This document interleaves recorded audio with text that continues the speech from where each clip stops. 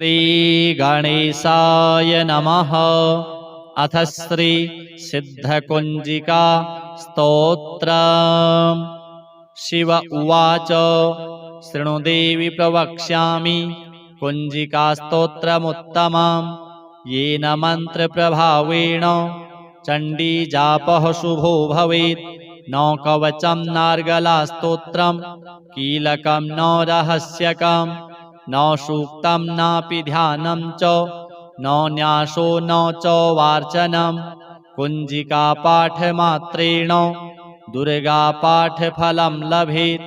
अतिगुह्यतरं देवी देवानामपि दुर्लभम्। गोपनीयं प्रयत्नेन स्वयोनिरिव पार्वती। मारणं मोहनं वश्यं स्तम्भनोच्चाटनादिकम्।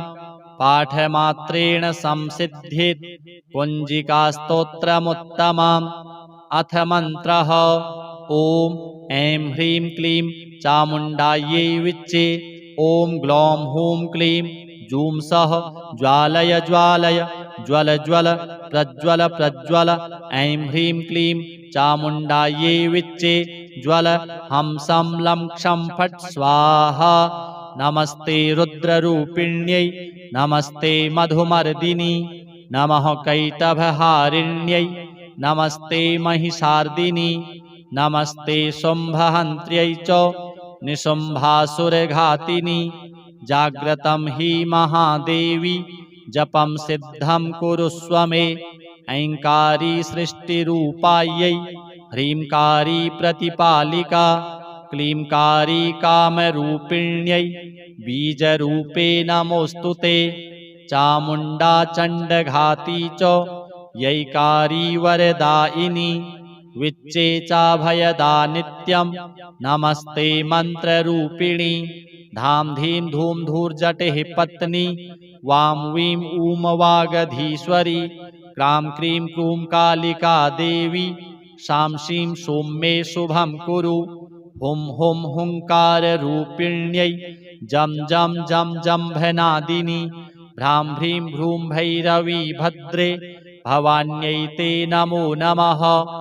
अं कं चं टं तं पं यं शं वीं दूं ऐं वीं हं क्षं धिजाग्रं धिजाग्रं। त्रोटय त्रोटय दीप्तं कुरु कुरु स्वाहा।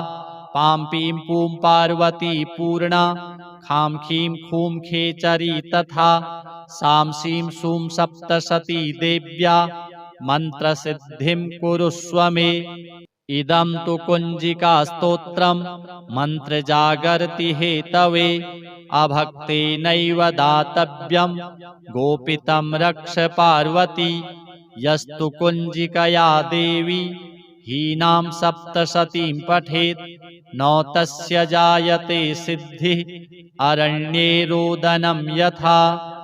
श्रीजगदम्बार्पणमस्तु। शिव उवाच शृणु देवि प्रवक्ष्यामि कुंजिका स्तोत्रमुत्तमम्। येन मन्त्रप्रभावेण चण्डी जापः शुभो भवेत्। न कवचं नार्गला स्तोत्रम् कीलकं न रहस्यकम्। न सूक्तं नापि ध्यानं च न न्यासो न च वार्चनम्। कुंजिका पाठमात्रेण दुर्गा पाठफलं लभेत्। अतिगुह्यतरं देवी देवानामपि दुर्लभम्।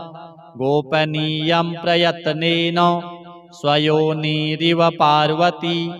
मारणं मोहनं वश्यं स्तम्भनोच्चाटनादिकम्। पाठमात्रेण संसिद्ध्येत् कुंजिका स्तोत्रमुत्तमम्। अथ मन्त्रः ॐ ऐं ह्रीं क्लीं चामुण्डायै विच्चे। ॐ ग्लौं हूं क्लीं जूं सः ज्वालय ज्वालय ज्वल ज्वल प्रज्वल प्रज्वल। ऐं ह्रीं क्लीं चामुण्डायै विच्चे ज्वल हं सं लं क्षं फट् स्वाहा। नमस्ते रुद्ररूपिण्यै नमस्ते मधुमर्दिनी। नमः कैटभहारिण्यै नमस्ते महिषार्दिनी। नमस्ते शुम्भहन्त्र्यै च निशुम्भासुरघातिनी। जाग्रतं हि महादेवी जपं सिद्धं कुरुष्व मे ऐङ्कारी सृष्टिरूपायै ह्रींकारी प्रतिपालिका क्लींकारी कामरूपिण्यै बीजरूपे नमोऽस्तु ते चामुण्डा चण्डघाती च यैकारी वरदायिनी विच्चे चाभयदा नित्यं नमस्ते मन्त्ररूपिणी धाम धीं धूम धूर्जटिः पत्नी वां वीं ऊं वागधीश्वरी क्रां क्रीं क्रूं कालिका देवी शां शीं शूं मे शुभं कुरु हुं हुं हुंकाररूपिण्यै जं जं जं जम्भनादिनी भ्रां भ्रीं भ्रूं भैरवी भद्रे भवान्यै ते नमो नमः अं कं चं टं तं पं यं शं वीं दूं ऐं वीं हं क्षं धिजाग्रं त्रोटय त्रोटय दीप्तं कुरु कुरु स्वाहा पां पीं पूं पार्वती पूर्णा खां खीं खूं खेचरी तथा सां शीं शूं सप्तशती देव्या मन्त्रसिद्धिं कुरुष्व मे इदं तु कुञ्जिकास्तोत्रं मन्त्रजागर्ति हेतवे अभक्तेनैव दातव्यं गोपितं रक्ष पार्वती यस्तु कुञ्जिकया देवी हीनां सप्तशतीं पठेत् न तस्य जायते सिद्धिः अरण्ये रोदनं यथा श्रीजगदम्बार्पणमस्तु। शिव उवाच शृणु देवि प्रवक्ष्यामि कुञ्जिकास्तोत्रमुत्तमं येन मन्त्रप्रभावेण चण्डीजापः शुभो भवेत् न कवचं नार्गलास्तोत्रं कीलकं न रहस्यकं न सूक्तं नापि ध्यानं च न न्यासो न च वार्चनं कुञ्जिकापाठमात्रेण दुर्गापाठफलं लभेत् अतिगुह्यतरं देवी देवानामपि दुर्लभं गोपनीयं प्रयत्नेन स्वयोनिरिव पार्वती मारणं मोहनं वश्यं स्तम्भनोच्चाटनादिकं पाठमात्रेण संसिद्ध्येत् कुञ्जिकास्तोत्रमुत्तमम् अथ मन्त्रः ॐ ऐं ह्रीं क्लीं चामुण्डायै विच्चे ॐ ग्लौं हूं क्लीं जूं सः ज्वालय ज्वालय ज्वल ज्वल प्रज्वल प्रज्वल ऐं ह्रीं क्लीं चामुण्डायै विच्चे ज्वल हंसं लं क्षं फट् स्वाहा नमस्ते रुद्ररूपिण्यै नमस्ते मधुमर्दिनी नमः कैटभहारिण्यै नमस्ते महिषार्दिनी नमस्ते शुम्भहन्त्र्यै च निशुम्भासुरघातिनी जाग्रतं हि महादेवी जपं सिद्धं कुरुष्व मे ऐङ्कारी सृष्टिरूपायै ह्रींकारी प्रतिपालिका क्लींकारी कामरूपिण्यै बीजरूपे नमोऽस्तु ते चामुण्डा चण्डघाती च यैकारी वरदायिनी विच्चे चाभयदा नित्यं नमस्ते मन्त्ररूपिणी धाम धीं धूम धूर्जटिः पत्नी वां वीं ऊं वागधीश्वरी क्रां क्रीं क्रूं कालिका देवी शां शीं शूं मे शुभं कुरु हुं हुं हुंकाररूपिण्यै जं जं जं जम्भनादिनी भ्रां भ्रीं भ्रूं भैरवी भद्रे भवान्यै ते नमो नमः अं कं चं टं तं पं यं शं वीं दूं ऐं वीं हं क्षं धिजाग्रं त्रोटय त्रोटय दीप्तं कुरु कुरु स्वाहा पां पीं पूं पार्वती पूर्णा खां खीं खूं खेचरी तथा सां शीं शूं सप्तशती देव्या मन्त्रसिद्धिं कुरुष्व मे इदं तु कुञ्जिकास्तोत्रं मन्त्रजागर्ति हेतवे अभक्तेनैव दातव्यं गोपितं रक्ष पार्वती यस्तु कुञ्जिकया देवी हीनां सप्तशतीं पठेत् न तस्य जायते सिद्धिः अरण्ये रोदनं यथा श्रीजगदम्बार्पणमस्तु। शिव उवाच शृणु देवि प्रवक्ष्यामि कुञ्जिकास्तोत्रमुत्तमं येन मन्त्रप्रभावेण चण्डीजापः शुभो भवेत्। न कवचं नार्गलास्तोत्रं कीलकं न रहस्यकं न सूक्तं नापि ध्यानं च न न्यासो न च वार्चनं। कुञ्जिकापाठमात्रेण दुर्गापाठफलं लभेत्। अतिगुह्यतरं देवी देवानामपि दुर्लभं गोपनीयं प्रयत्नेन स्वयोनिरिव पार्वती। मारणं मोहनं वश्यं स्तम्भनोच्चाटनादिकं पाठमात्रेण संसिद्ध्येत् कुञ्जिकास्तोत्रमुत्तमम्। अथ मन्त्रः ॐ ऐं ह्रीं क्लीं चामुण्डायै विच्चे। ॐ ग्लौं हूं क्लीं जूं सः ज्वालय ज्वालय ज्वल ज्वल प्रज्वल प्रज्वल। ऐं ह्रीं क्लीं चामुण्डायै विच्चे ज्वल हंसं लं क्षं फट् स्वाहा। नमस्ते रुद्ररूपिण्यै नमस्ते मधुमर्दिनी नमः कैटभहारिण्यै नमस्ते महिषार्दिनी नमस्ते शुम्भहन्त्र्यै च निशुम्भासुरघातिनी। जाग्रतं हि महादेवी जपं सिद्धं कुरुष्व मे। ऐङ्कारी सृष्टिरूपायै ह्रींकारी प्रतिपालिका क्लींकारी कामरूपिण्यै बीजरूपे नमोऽस्तु ते। चामुण्डा चण्डघाती च यैकारी वरदायिनी विच्चे चाभयदा नित्यं नमस्ते मन्त्ररूपिणी।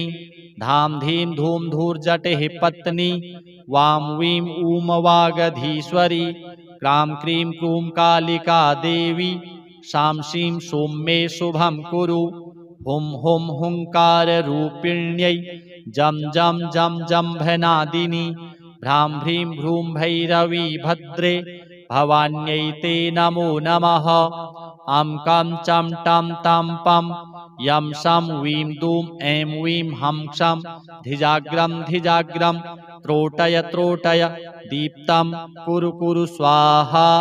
पां पीं पूं पार्वती पूर्णा खां खीं खूं खेचरी तथा सां शीं शूं सप्तशती देव्या मन्त्रसिद्धिं कुरुष्व मे। इदं तु कुञ्जिकास्तोत्रं मन्त्रजागर्ति हेतवे अभक्तेनैव दातव्यं गोपितं रक्ष पार्वती।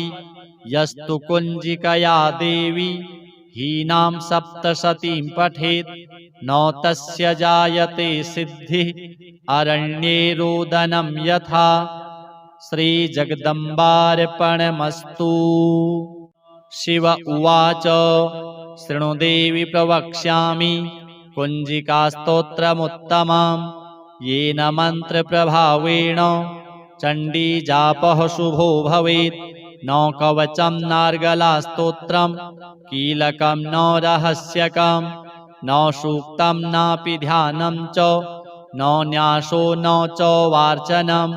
कुञ्जिकापाठमात्रेण दुर्गापाठफलं लभेत्। अतिगुह्यतरं देवी देवानामपि दुर्लभं गोपनीयं प्रयत्नेन स्वयोनिरिव पार्वती। मारणं मोहनं वश्यं स्तम्भनोच्चाटनादिकं पाठमात्रेण संसिद्ध्येत् कुञ्जिकास्तोत्रमुत्तमम्। अथ मन्त्रः ॐ ऐं ह्रीं क्लीं चामुण्डायै विच्चे। ॐ ग्लौं हूं क्लीं जूं सः ज्वालय ज्वालय ज्वल ज्वल प्रज्वल प्रज्वल। ऐं ह्रीं क्लीं चामुण्डायै विच्चे ज्वल हंसं लं क्षं फट् स्वाहा। नमस्ते रुद्ररूपिण्यै नमस्ते मधुमर्दिनी नमः कैटभहारिण्यै नमस्ते महिषार्दिनी नमस्ते शुम्भहन्त्र्यै च निशुम्भासुरघातिनी। जाग्रतं हि महादेवी जपं सिद्धं कुरुष्व मे।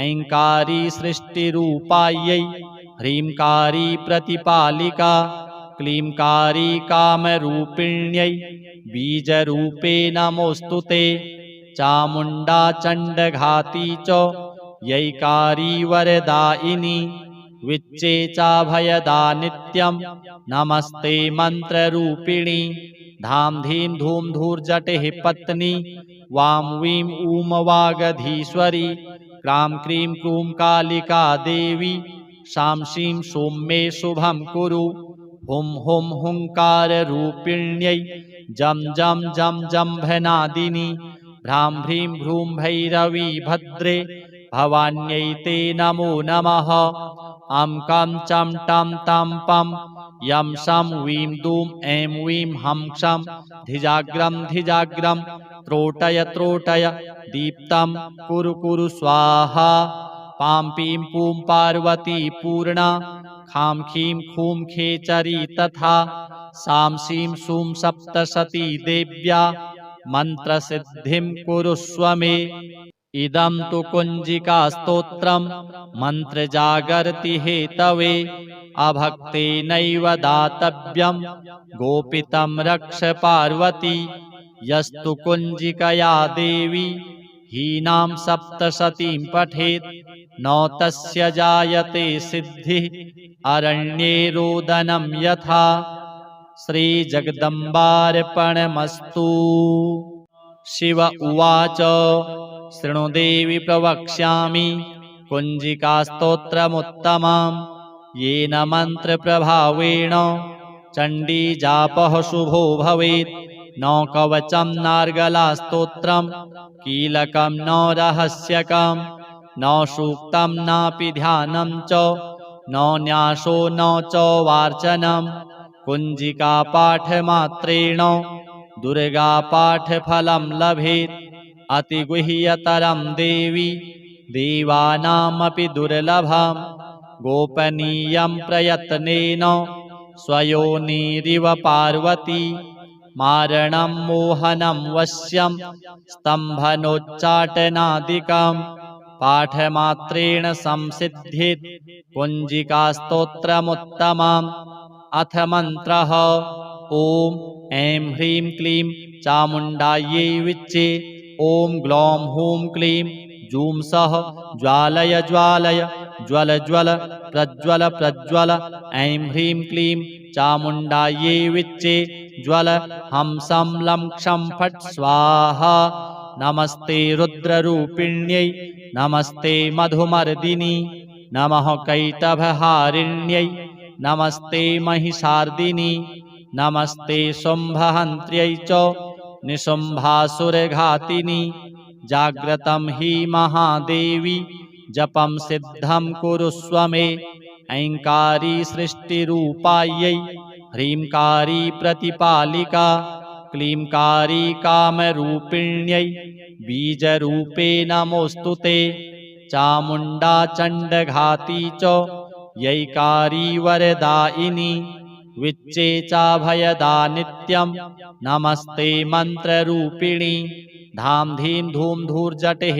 पत्नी वां वीं ऊं वागधीश्वरी क्रां क्रीं क्रूं कालिका देवी शां शीं शूं मे शुभं कुरु हुं हुं हुंकाररूपिण्यै जं जं जं जम्भनादिनी भ्रां भ्रीं भ्रूं भैरवी भद्रे भवान्यै ते नमो नमः अं कं चं टं तं पं यं शं वीं दूं ऐं वीं हं क्षं धिजाग्रं त्रोटय त्रोटय दीप्तं कुरु कुरु स्वाहा पां पीं पूं पार्वती पूर्णा खां खीं खूं खेचरी तथा सां शीं शूं सप्तशती देव्या मन्त्रसिद्धिं कुरुष्व मे इदं तु कुञ्जिकास्तोत्रं मन्त्रजागर्ति हेतवे अभक्तेनैव दातव्यं गोपितं रक्ष पार्वती यस्तु कुञ्जिकया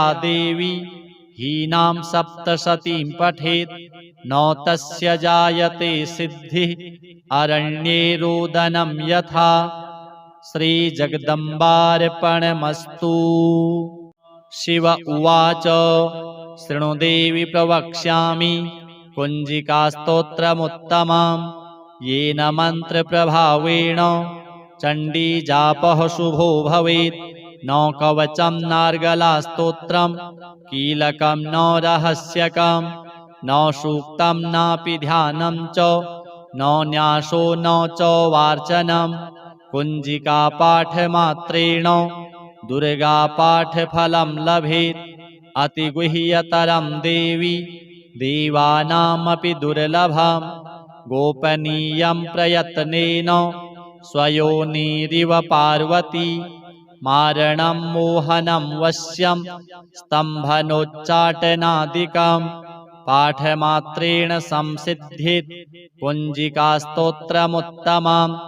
अथ मन्त्रः ॐ ऐं ह्रीं क्लीं चामुण्डायै विच्चे ॐ ग्लौं हूं क्लीं जूं सः ज्वालय ज्वालय ज्वल ज्वल प्रज्वल प्रज्वल ऐं ह्रीं क्लीं चामुण्डायै विच्चे ज्वल हंसं लं क्षं फट् स्वाहा। नमस्ते रुद्ररूपिण्यै नमस्ते मधुमर्दिनी नमः कैटभहारिण्यै नमस्ते महिषार्दिनी नमस्ते शुम्भहन्त्र्यै च निशुम्भासुरघातिनी। जाग्रतं हि महादेवी जपं सिद्धं कुरुष्व मे ऐङ्कारी सृष्टिरूपायै ह्रींकारी प्रतिपालिका क्लींकारी कामरूपिण्यै बीजरूपे नमोऽस्तु ते। चामुण्डा चण्डघाती च यैकारी वरदायिनी विच्चे चाभयदा नित्यं नमस्ते मन्त्ररूपिणी। धां धीं धूं धूर्जटिः पत्नी वां वीं ऊं वागधीश्वरी क्रां क्रीं क्रूं कालिका देवी शां शीं शूं मे शुभं कुरु। हुं हुं हुंकाररूपिण्यै जं जं जं जम्भनादिनी भ्रां भ्रीं भ्रूं भैरवी भद्रे भवान्यै ते नमो नमः। अं कं चं टं तं पं यं शं वीं दूं ऐं वीं हं क्षं धिजाग्रं धिजाग्रं त्रोटय त्रोटय दीप्तं कुरु कुरु स्वाहा। पां पीं पूं पार्वती पूर्णा खां खीं खूं खेचरी तथा सां शीं शूं सप्तशती देव्या मन्त्रसिद्धिं कुरुष्व मे। इदं तु कुञ्जिकास्तोत्रं मन्त्रजागर्ति हेतवे अभक्तेनैव दातव्यं गोपितं रक्ष पार्वती। यस्तु कुञ्जिकया देवी हीनां सप्तशतीं पठेत् न तस्य जायते सिद्धिः अरण्ये रोदनं यथा। श्रीजगदम्बार्पणमस्तु। शिव उवाच शृणु देवि प्रवक्ष्यामि कुञ्जिकास्तोत्रमुत्तमं येन मन्त्रप्रभावेण चण्डीजापः शुभो भवेत्। न कवचं नार्गलास्तोत्रं कीलकं न रहस्यकं न सूक्तं नापि ध्यानं च न न्यासो न च वार्चनं कुञ्जिकापाठमात्रेण दुर्गापाठफलं लभेत्। अतिगुह्यतरं देवी देवानामपि दुर्लभं गोपनीयं प्रयत्नेन स्वयोनिरिव पार्वती मारणं मोहनं वश्यं स्तम्भनोच्चाटनादिकं पाठमात्रेण संसिद्ध्येत् कुञ्जिकास्तोत्रमुत्तमम्। अथ मन्त्रः ॐ ऐं ह्रीं क्लीं चामुण्डायै विच्चे ॐ ग्लौं हूं क्लीं जूं सः ज्वालय ज्वालय ज्वल ज्वल प्रज्वल प्रज्वल ऐं ह्रीं क्लीं चामुण्डायै विच्चे ज्वल हंसं लं क्षं फट् स्वाहा। नमस्ते रुद्ररूपिण्यै नमस्ते मधुमर्दिनी नमः कैटभहारिण्यै नमस्ते महिषार्दिनी नमस्ते शुम्भहन्त्र्यै च निशुम्भासुरघातिनी। जाग्रतं हि महादेवी जपं सिद्धं कुरुष्व मे ऐङ्कारी सृष्टिरूपायै ह्रींकारी प्रतिपालिका क्लींकारी कामरूपिण्यै बीजरूपे नमोऽस्तु ते चामुण्डा चण्डघाती च यैकारी वरदायिनी विच्चे चाभयदा नित्यं नमस्ते मन्त्ररूपिणी धाम धीम धूम धूर्जटिः पत्नी वां वीं ऊं वागधीश्वरी क्रां क्रीं क्रूं कालिका देवी शां शीं सौम्ये शुभं कुरु हुं हुं हुंकाररूपिण्यै जं जं जं जम्भनादिनी भ्रां भ्रीं भ्रूं भैरवी भद्रे भवान्यै ते नमो नमः आं कां चं टां तां पं यं शं वीं दूं ऐं वीं हं क्षं धिजाग्रं त्रोटय त्रोटय दीप्तं कुरु कुरु स्वाहा पां पीं पूं पार्वती पूर्णा खां खीं खूं खेचरी तथा सां शीं शूं सप्तशती देव्या मन्त्रसिद्धिं कुरुष्व मे इदं तु कुञ्जिकास्तोत्रं मन्त्रजागर्ति हेतवे अभक्तेनैव दातव्यं गोपितं रक्ष पार्वती यस्तु कुञ्जिकया देवी हीनां सप्तशतीं पठेत् न तस्य जायते सिद्धिः अरण्ये रोदनं यथा श्रीजगदम्बार्पणमस्तु। शिव उवाच शृणु देवि प्रवक्ष्यामि कुञ्जिकास्तोत्रमुत्तमं येन मन्त्रप्रभावेण चण्डीजापः शुभो भवेत् न कवचं नार्गलास्तोत्रं कीलकं न रहस्यकं न सूक्तं नापि ध्यानं च न न्यासो न च वार्चनं कुञ्जिकापाठमात्रेण दुर्गापाठफलं लभेत् अतिगुह्यतरं देवी देवानामपि दुर्लभं गोपनीयं प्रयत्नेन स्वयोनिरिव पार्वती मारणं मोहनं वश्यं स्तम्भनोच्चाटनादिकं पाठमात्रेण संसिद्ध्येत् कुञ्जिकास्तोत्रमुत्तमम् अथ मन्त्रः ॐ ऐं ह्रीं क्लीं चामुण्डायै विच्चे ॐ ग्लौं हूं क्लीं जूं सः ज्वालय ज्वालय ज्वल ज्वल प्रज्वल प्रज्वल ऐं ह्रीं क्लीं चामुण्डायै विच्चे ज्वल हंसं लं क्षं फट् स्वाहा नमस्ते रुद्ररूपिण्यै नमस्ते मधुमर्दिनी नमः कैटभहारिण्यै नमस्ते महिषार्दिनी नमस्ते शुम्भहन्त्र्यै च निशुम्भासुरघातिनी जाग्रतं हि महादेवी जपं सिद्धं कुरुष्व मे ऐङ्कारी सृष्टिरूपायै ह्रींकारी प्रतिपालिका क्लींकारी कामरूपिण्यै बीजरूपे नमोऽस्तु ते चामुण्डा चण्डघाती च यैकारी वरदायिनी विच्चे चाभयदा नित्यं नमस्ते मन्त्ररूपिणी धाम धीम धूम धूर्जटिः पत्नी वां वीं ऊं वागधीश्वरी क्रां क्रीं क्रूं कालिका देवी शां शीं सौम्ये शुभं कुरु हुं हुं हुंकाररूपिण्यै जं जं जं जम्भनादिनी भ्रां भ्रीं भ्रूं भैरवी भद्रे भवान्यै ते नमो नमः आं कां चं टां तां पं यं शं वीं दूं ऐं वीं हं क्षं धिजाग्रं त्रोटय त्रोटय दीप्तं कुरु कुरु स्वाहा पां पीं पूं पार्वती पूर्णा खां खीं खूं खेचरी तथा सां शीं शूं सप्तशती देव्या मन्त्रसिद्धिं कुरुष्व मे इदं तु कुञ्जिकास्तोत्रं मन्त्रजागर्ति हेतवे अभक्तेनैव दातव्यं गोपितं रक्ष पार्वती यस्तु कुञ्जिकया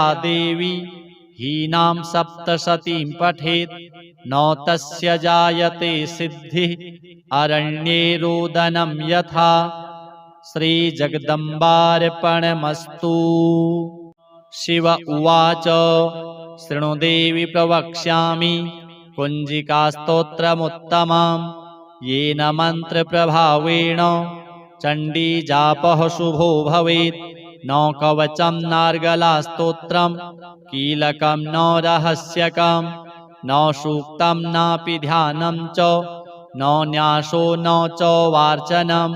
कुञ्जिकापाठमात्रेण दुर्गापाठफलं लभेत्।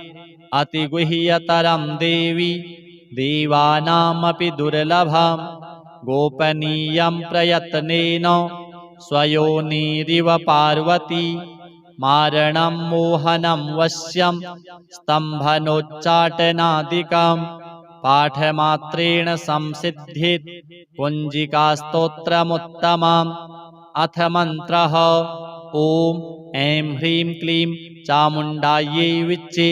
ॐ ग्लौं हूं क्लीं जूं सः ज्वालय ज्वालय ज्वल ज्वल प्रज्वल प्रज्वल। ऐं ह्रीं क्लीं चामुण्डायै विच्चे ज्वल हंसं लं क्षं फट् स्वाहा। नमस्ते रुद्ररूपिण्यै नमस्ते मधुमर्दिनी नमः कैटभहारिण्यै नमस्ते महिषार्दिनी नमस्ते शुम्भहन्त्र्यै च निशुम्भासुरघातिनी। जाग्रतं हि महादेवी जपं सिद्धं कुरुष्व मे। ऐङ्कारी सृष्टिरूपायै ह्रींकारी प्रतिपालिका क्लींकारी कामरूपिण्यै बीजरूपे नमोऽस्तु ते। चामुण्डा चण्डघाती च यैकारी वरदायिनी विच्चे चाभयदा नित्यं नमस्ते मन्त्ररूपिणी। धां धीं धूं धूर्जटिः पत्नी वां वीं ऊं वागधीश्वरी क्रां क्रीं क्रूं कालिका देवी शां शीं शूं मे शुभं कुरु। हुं हुं हुङ्काररूपिण्यै जं जं जं जम्भनादिनी भ्रां भ्रीं भ्रूं भैरवी भद्रे भवान्यै ते नमो नमः। अं कं चं टं तं पं यं शं वीं दूं ऐं वीं हं क्षं धिजाग्रं धिजाग्रं त्रोटय त्रोटय दीप्तं कुरु कुरु स्वाहा। पां पीं पूं पार्वती पूर्णा खां खीं खूं खेचरी तथा सां शीं शूं सप्तशती देव्या मन्त्रसिद्धिं कुरुष्व मे। इदं तु कुञ्जिकास्तोत्रं मन्त्रजागर्ति हेतवे अभक्तेनैव दातव्यं गोपितं रक्ष पार्वती। यस्तु कुञ्जिकया देवी हीनां सप्तशतीं पठेत् न तस्य जायते सिद्धिः अरण्ये रोदनं यथा। श्रीजगदम्बार्पणमस्तु। शिव उवाच शृणु देवि प्रवक्ष्यामि कुञ्जिकास्तोत्रमुत्तमं येन मन्त्रप्रभावेण चण्डीजापः शुभो भवेत्। न कवचं नार्गलास्तोत्रं कीलकं न रहस्यकं न सूक्तं नापि ध्यानं च न न्यासो न च वार्चनं। कुञ्जिकापाठमात्रेण दुर्गापाठफलं लभेत्। अतिगुह्यतरं देवी देवानामपि दुर्लभं गोपनीयं प्रयत्नेन स्वयोनिरिव पार्वती। मारणं मोहनं वश्यं स्तम्भनोच्चाटनादिकं पाठमात्रेण संसिद्धित् कुञ्जिकास्तोत्रमुत्तमम्। अथ मन्त्रः ॐ ऐं ह्रीं क्लीं चामुण्डायै विच्चे। ॐ ग्लौं हूं क्लीं जूं सः ज्वालय ज्वालय ज्वल ज्वल प्रज्वल प्रज्वल। ऐं ह्रीं क्लीं चामुण्डायै विच्चे ज्वल हंसं लं क्षं फट् स्वाहा। नमस्ते रुद्ररूपिण्यै नमस्ते मधुमर्दिनी नमः कैटभहारिण्यै नमस्ते महिषार्दिनी नमस्ते शुम्भहन्त्र्यै च निशुम्भासुरघातिनी। जाग्रतं हि महादेवी जपं सिद्धं कुरुष्व मे। ऐङ्कारी सृष्टिरूपायै ह्रींकारी प्रतिपालिका क्लींकारी कामरूपिण्यै बीजरूपे नमोऽस्तु ते। चामुण्डा चण्डघाती च यैकारी वरदायिनी विच्चे चाभयदा नित्यं नमस्ते मन्त्ररूपिणी। धाम धीम धूम धूर्जटिः पत्नी वां वीं ऊं वागधीश्वरी। क्रां क्रीं क्रूं कालिका देवी शां शीं शूं मे शुभं कुरु। हुं हुं हुंकाररूपिण्यै जं जं जं जम्भनादिनी। भ्रां भ्रीं भ्रूं भैरवी भद्रे भवान्यै ते नमो नमः। अं कं चं टं तं पं यं शं वीं दूं ऐं वीं हं क्षं धिजाग्रं धिजाग्रं त्रोटय त्रोटय दीप्तं कुरु कुरु स्वाहा। पां पीं पूं पार्वती पूर्णा खां खीं खूं खेचरी तथा। सां शीं शूं सप्तशती देव्या मन्त्रसिद्धिं कुरुष्व मे। इदं तु कुञ्जिकास्तोत्रं मन्त्रजागर्ति हेतवे। अभक्तेनैव दातव्यं गोपितं रक्ष पार्वती। यस्तु कुञ्जिकया देवी हीनां सप्तशतीं पठेत् न तस्य जायते सिद्धिः अरण्ये रोदनं यथा। श्रीजगदम्बार्पणमस्तु।